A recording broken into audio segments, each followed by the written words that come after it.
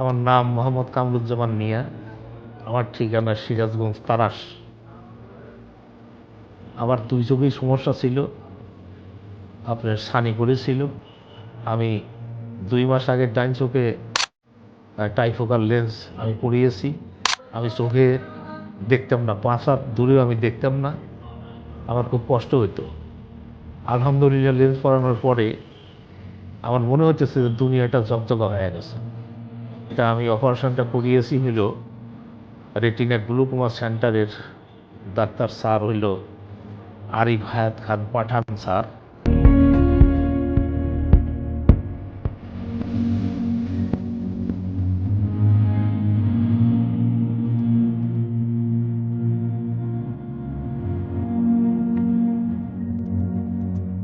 আমার নাম মোহাম্মদ কামরুজ্জামান মিয়া। কোথায় বাড়ি আপনার? সিরাজগঞ্জ। কি কি সমস্যা ছিল বলেন তো? আমার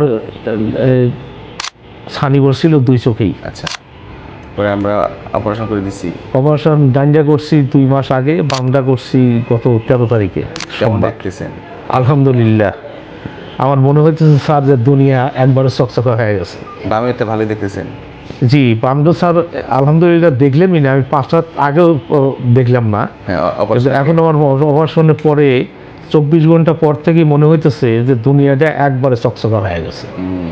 আলহামদুলিল্লাহ সবই আমার চোখে পড়তেছে।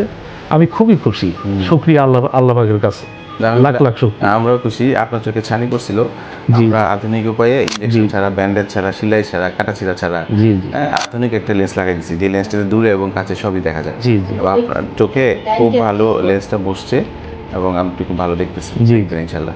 জি। আর ডান চোখটাতেও যেহেতু রেটিনাতে সমস্যা, এই জন্য এতটা ভালো দেখা যাচ্ছে না, কিন্তু আশা করা যায় ওটা তো আস্তে আস্তে অ্যাডজাস্ট হবে।